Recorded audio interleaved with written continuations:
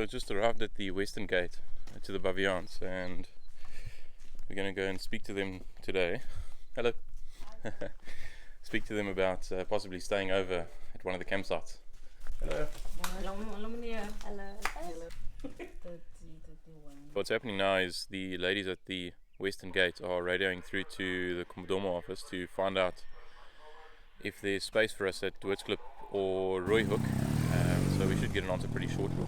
Otherwise, if there isn't, then we'll stay over at Komdomo. And if there isn't place there, then we'll probably have to drive directly back to Port Elizabeth. Some good news, we managed to get campsite number 6 at Rooihoek. There it is there. We'll go and have a look at what it's all. There's a donkey. We'll go and have a look at what it's all about, and hopefully if it's, I wouldn't say up to standard, I'm going to say that if we can manage the campsite, then we'll stay over. Otherwise, if we can't, then we'll have to get to Komdomo, the Komdomo campsite, by 4 o'clock, because we've been told that at 4 o'clock that's when I think the last official leaves the campsite, so that's the latest we can sign in. Otherwise, later than that we'll have to go all the way back to Port Elizabeth. Camping at Rooihoek, from what we've heard, is sometimes problems with baboons and how they can rip up tents and damage vehicles, and I'm not really keen on them damaging my vehicle, so we'll just have a squiz there, ask people how it's been. Maybe that might be the best thing, is the people that have been there a few days already, we'll ask them if the baboons have been a nuisance. Otherwise, we'll move on. Also, the plan is to stop at Smithskraal for, it'll be a brunch. That's going to be, what's it now, almost 10 o'clock, so we should get there at about 11 o'clock. It's a 1 hour drive, and then Burton is another half an hour past that. We've come across an old house just in the middle of the bush here. Well, it looks like it could have been an old farmhouse. Let's go and explore a little bit.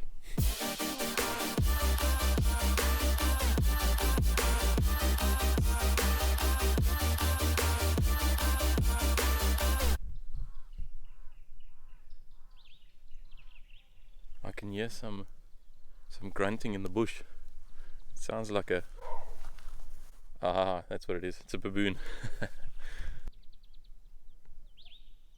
It's a baboon. He's calling his friend. He's saying, "Nou gaan ons braai."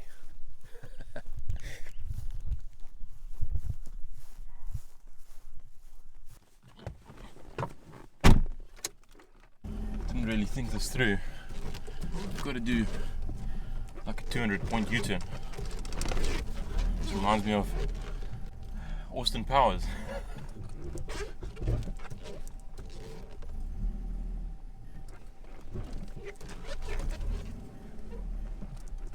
Okay, we're done.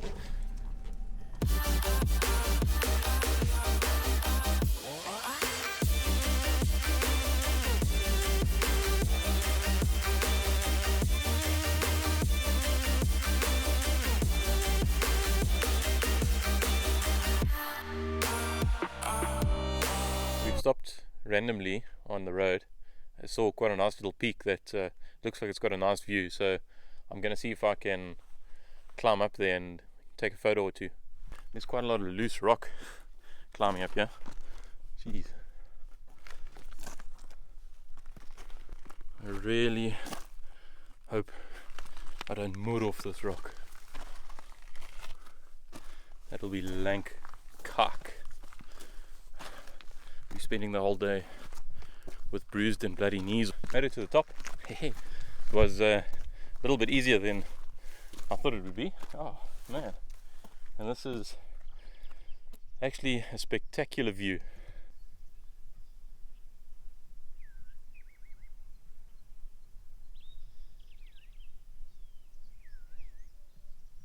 It's so peaceful out here. Jeez, it is dead quiet. All you hear is birds and insects and the odd vehicle, but that goes with the territory. I think what would be really cool is to travel through the Baviaans on a motorbike, or even more so a bicycle, but it's quite a long ride. But yeah, a motorbike, just slowly cruising along out in the open, like these guys are doing.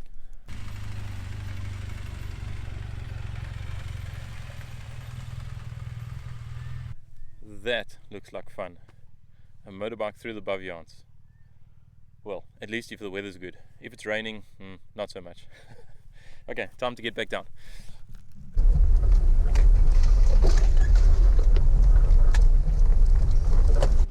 That was one of the more narrow parts of the ride so far. I remember it from last time when we came through here about a year ago. It was all dry, and this time there's a little bit of water, and it looks like it's grown more narrow, or the bush has grown. Luckily it's not scratching cars yet, but I'm sure in a few months it will be pretty closed up.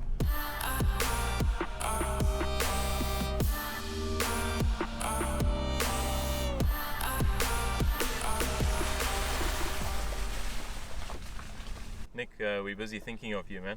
Check this out. That is a Jiminy that just went past. I think you need to make a trip to the Baviaans sometime soon. Actually, well, maybe you and Elle can join myself and Lauren, and we go camping in the Baviaans sometime. Might be something nice to do. At least your Jiminy gets to see a little bit of off-road. Okay, and Tim, we're also thinking of you. He has an Amarok that we're going to pass. Thank you. So, Tim, you might have to join in on the adventure as well. Nicky and his Jiminy, you and your Amarok, and myself in the Hilux. It's quite a good mix of vehicles, and it should be quite a good weekend, provided none of us get stuck. None of us will get stuck because I've got a Hilux, and that goes anywhere, even the baby Hilux.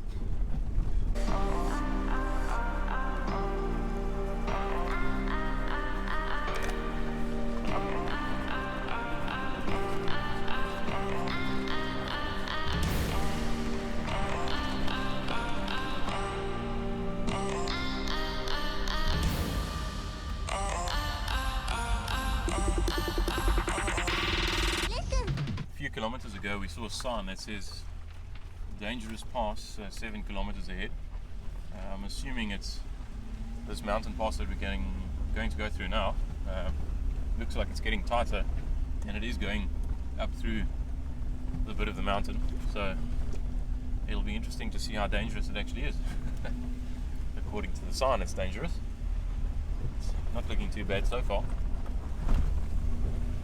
although I think a car, a normal sedan vehicle, might battle a little bit, but if you've got a bakkie, no problem.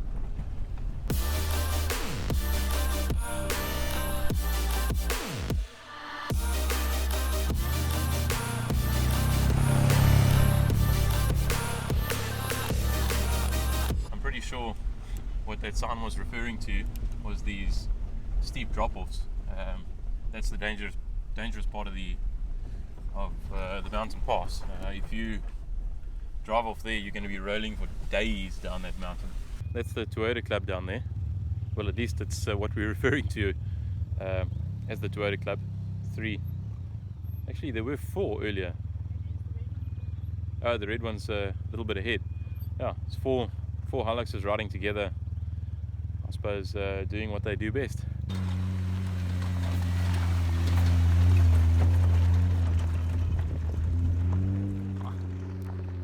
Now that's what you want going through the Baviaans.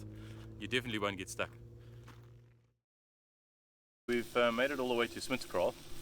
It's now 1 o'clock, and I think we went through the western gate at about 9:30 or 10. So it's taken a little bit longer for us to get here than originally expected. But that doesn't matter. We don't have very far to go to get to Wrek, and what's quite important now is to have something to eat. So our brunch turned into a bit of a lunch, but we're still going to have bacon and eggs and some pork sausage. And then I suppose once we're done here, we'll stroll on down. Well, actually not stroll really, but just carry on slowly driving down to Wrek, and then probably just set up camp there for the rest of the day. It's turning into quite a nice day so far. It was a little bit overcast this morning, but it seems like the clouds are dispersing and blue skies are coming out, so yeah, I think it's going to be a good afternoon and a very good evening. I must say something is very different compared to last time. The last time we went through here was May last year, and there was hardly anybody. I think we saw maybe 2 cars throughout the whole of the reserve. But over Easter weekend now, there's been quite a lot of cars, a lot of people, so I'm not expecting to see any animals. I'm sure they've all been chased away. But other than that, it's been a very pleasant trip. So that's our brunch, or that's how lunch has turned out. Scrambled egg on toast, pork sausage and bacon. I'd say it's pretty good. Definitely a lunch fit for a king. I'm on my way down to the water crossing. It's supposedly the deepest one we're getting experience on this little trip. One of the guys that actually, he's just come through here, he had a look at my vehicle and said it might be a little bit low as far as not ground clearance but the water level. It's probably going to go above my doors. Now, looking at the little river, it doesn't look very deep in this first section, but I know around the corner there's a slightly deeper section, so I don't know, let's hope for the best. Here comes somebody now.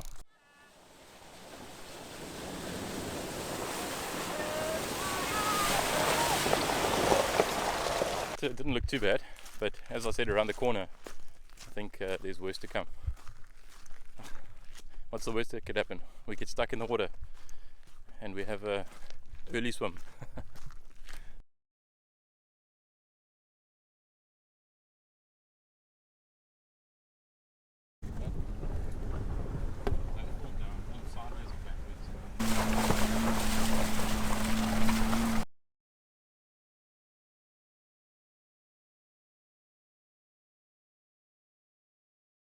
Here we go.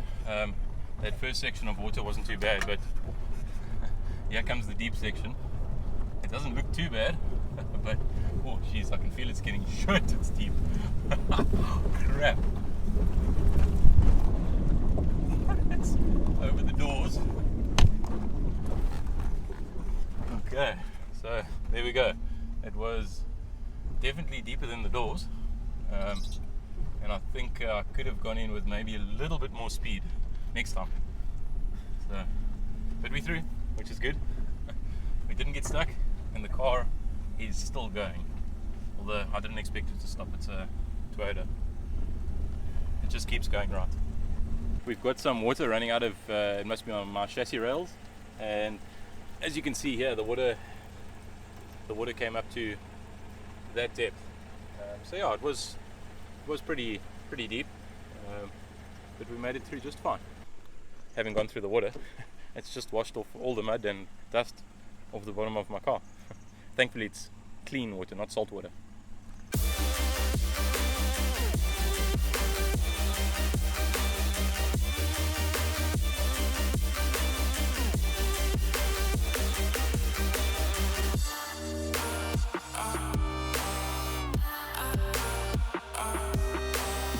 We've reached Wrek, set up camp, and pretty much all set up for the night. We haven't taken out that much, mainly because of the baboons. I suppose the less that's out, the less that they can take. But otherwise it looks like quite a good campsite. It's nice and peaceful. The only thing that you can hear is the birds and the river in the background, which is very nice and relaxing. So yeah, I think we'll light a fire shortly and then braai some meat, probably have an early night, and then get up early again tomorrow morning for the last bit of the Baviaans. I think there's about 2 to 2.5 hours left to get to the eastern gate, and then another 2 hours to Port Elizabeth. So yeah, if we leave around about 10 o'clock in the morning after breakfast, then we should be home about 2:30 in the afternoon, which makes another half day's traveling.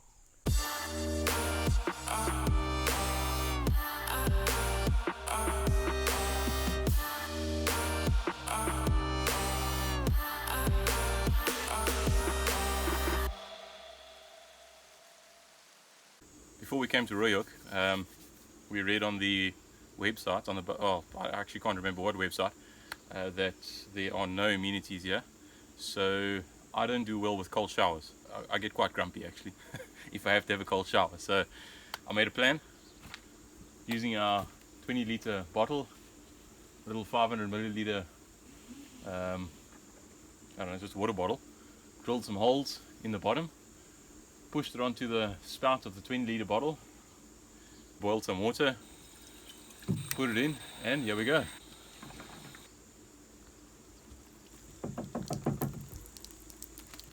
A real authentic bush shower. The flow isn't that great this morning. Last night we had a full 25 litres of hot water, and yeah, it was flowing a lot better, but at least it's something. So we decided to take one last walk before leaving the Baviaans, and we came across this spectacular little, I'm going to say, hidden gem. I'm not going to tell you where it is exactly, so any of you watching would have to come and find out and explore for yourself. But it's quite beautiful, as you can see by the background and the running water.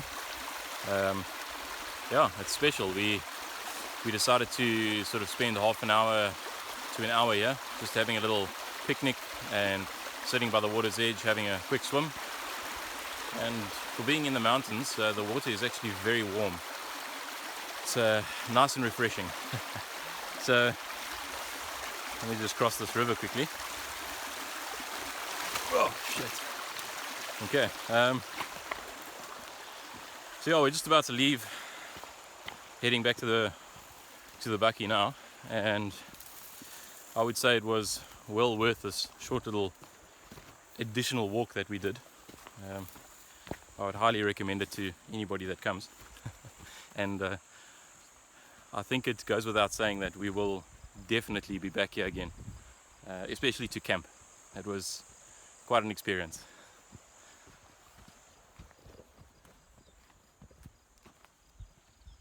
Walking back to the car, at the top of this hill was a pair of monkeys sitting just on the ridge, watching us. Quite cute. And as soon as they saw that we saw them, they decided to move off. Oh, there they are.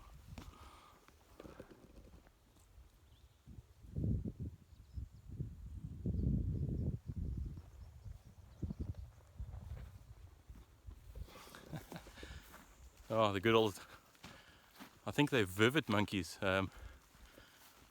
Little grey monkeys, the dark black face. Very inquisitive creatures, but very scared of us. Well, at least these are. There's the biggest monkey of all. The Baviaanskloof Road from Burton through the Baviaanskloof Nature Reserve to Willemore it's not too bad. There are certain sections where you need, I wouldn't say a 4x4, but just a vehicle with high ground clearance. I think in the rainy season, or when there's been a lot of rain, then you'll need a 4x4 for the river crossings.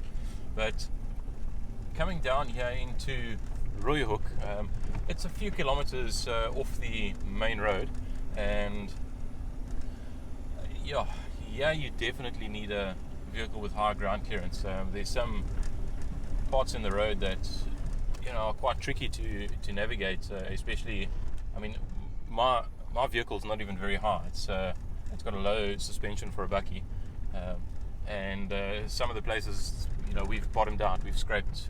So definitely something with high ground clearance, and probably if it's raining a lot, then maybe even 4x4, because you may get stuck on certain sections of the road.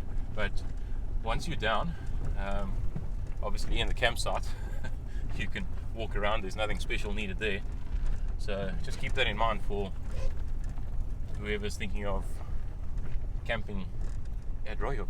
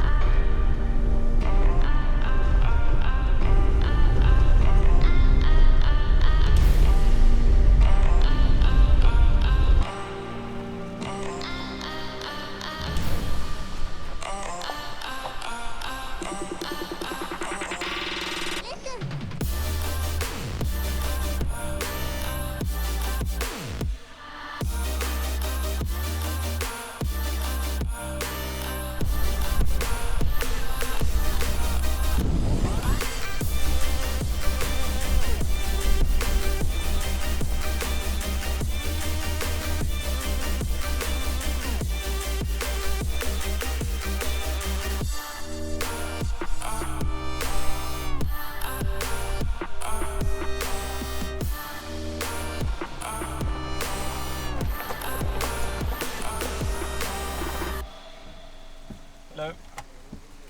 Good. Good on yourself. Do you need this? Okay. Thanks.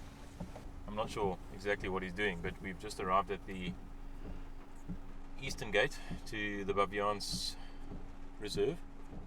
We're just about to exit the reserve, and I think what he's going to do is take down our vehicle details just to make sure that, not to make sure that we've gone out, but to confirm that we have actually left the reserve. Thank you. Thank you. Yeah, I'm pretty sure that's what he was doing. So we are officially out of the reserve. Oh well, that brings to the end our little, almost actually to the end our little trip. We've still got about a 2-hour drive, maybe 2.5 hours to get back to Port Elizabeth. And I suppose it's now 3 o'clock, so by 5:30 we should be back home.